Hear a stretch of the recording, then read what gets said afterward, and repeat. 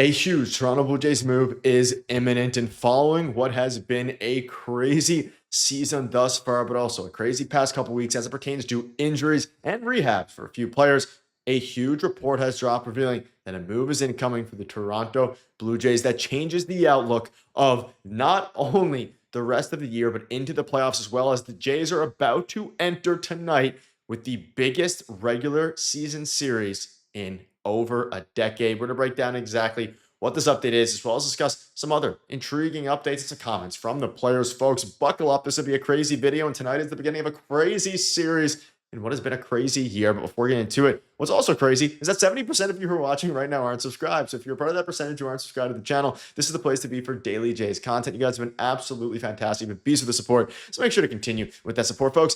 A lot to go over today, and we're going to be diving into a big question mark the Jays have heading into literally this series tonight. Now, of course, this video is going to be uploaded early today, which means the move that we're all anticipating here, according to a couple different reports, it's going to happen, or at least we presume, as soon as a few hours from now. So if it does happen, let me know down below in the comment section. Of course, I'll have a video out the moment any move happens across the MLB, at least with the Jays. But let's start with this. A brand new article has dropped from, I believe it was Schneider and Ben Nicholson-Smith, and it says, the Toronto Blue Jays rehabbing slugger Anthony Santander wrapped up the AAA season in Buffalo with a quiet day on Sunday. The switch hitter hit second, and he had a pretty rough day, but he went total 7 for 32 with 2 doubles and 2 homers. In Toronto, of course, we know their major offseason acquisition hasn't done well, blah, blah, blah, blah. Go to the third paragraph. Let's get to the important stuff here. We all know he's been horrible. I don't need to continue to milk that.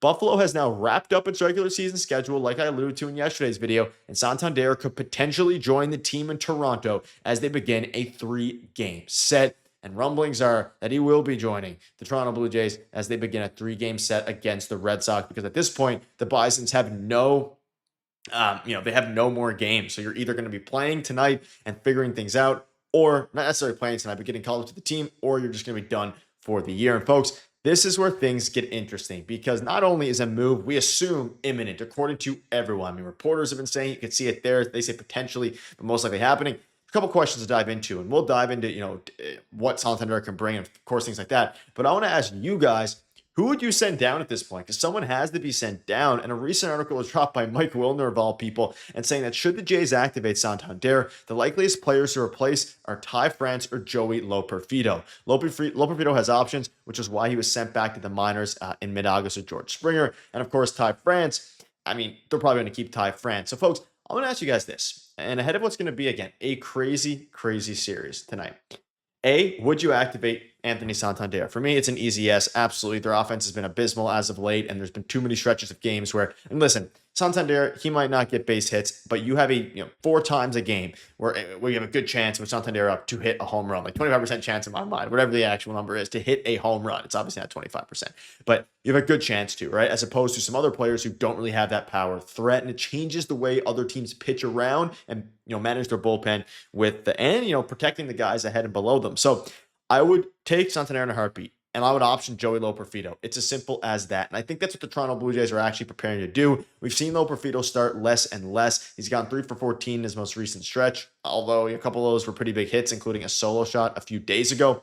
At the end of the day, this is a huge move that we need to see. Now, will Santander be able to come out and actually make a huge impact, especially into the postseason?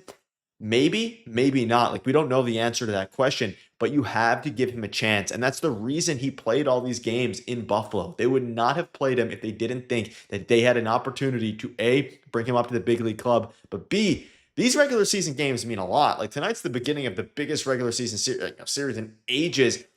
You have to win these games. And that's something that's not really talked about as much here. The advantage between the AL East and winning that versus winning, a wild card spot, which they've already done, is massive. It is game changing, and you have to win that. It starts with Anthony Santander, and it seems that a move is coming for him, which is obviously absolutely fantastic there. And again, he's had a horrible season thus far, 577 OPS. He's played 50 games. It feels like forever ago when he last buckled up and had a good game for the Jays. He did hit some clutch home runs at times. He's done some things at times that were encouraging, but as of right now, he has struggled. And at the big league level, this is his chance to come back and prove that, hey, I'm still that 44 home run guy. And if this team can get Bichette and Santander back, you do that in a heartbeat. But of course, you do have to pick as well your playoff roster, which we'll dive into in a minute here.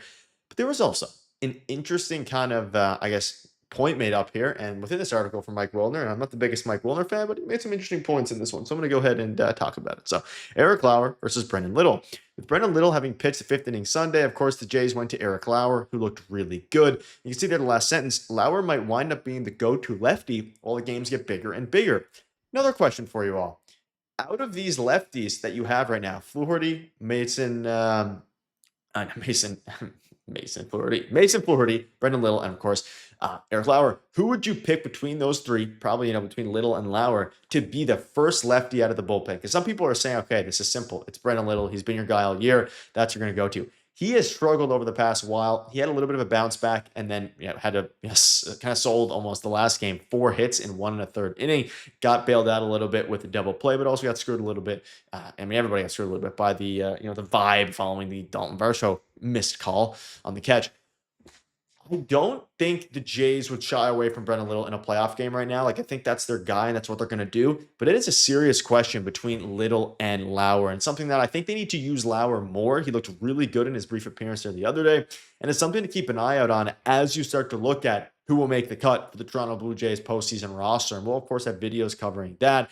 But you can see this here from Ben Nicholson Smith. As much as we would like certainty from the outside, they're going to play these things out until the very last minute. So we probably won't know what they will do regarding their postseason roster until they, figure out whether they clinch the division or clinch, coast into the wildcard spot, and B, how these guys perform down the stretch. Like if Santander comes out and starts playing today, let's say, for example, and slashes 110 with no home runs and 1 single and 25 at-bats or something ridiculous like that, or 20 at-bats, even 1 hit and 10 at-bats, they're going to give him enough runway where he's not going to go 1 for 5 and you cut him. There's a good chance where he doesn't make the playoff roster. That's not out of the realm of possibility. If he looks absolutely abysmal, they're not going to put him on the playoff roster because they have other guys. A few guys you can pencil in, like even Miles Straw, I think you can pencil into a playoff spot. But it's going to be a very difficult decision to make here, even surrounding, Santander. And there are big moves beyond Santander. Choosing to, who do you use out of the bullpen? Who's going to be the playoff roster? All of these are massive moves that for the first time in a very long time matter in the regular season. And of course, we've seen regular seasons matter in the past, but not like this since 2015 when they won the division. Because, you think back to 2023, horrible offensive year, defense, pitching first, horrible. They coasted into the wild card spot. Same in 2022. 2021, you miss it by a game. 2020, you, of course, make the wild card, but it was a Mickey Mouse year with COVID. So it's going to be interesting, folks. Let us know down below. Let me know, rather, down below. I'm the only one. What your thoughts are on this. And, as we look ahead to the Red Sox versus Rays series, you have to take care of business. You've done well against the Red Sox all year. You've done well at home all year. 15-25, I believe it is, or 51-25. Finish the job. And like George Springer said, everyone's playing for the name in the front and not the name in the back. This is the time to prove that. Thank you guys for watching. See you in the video later.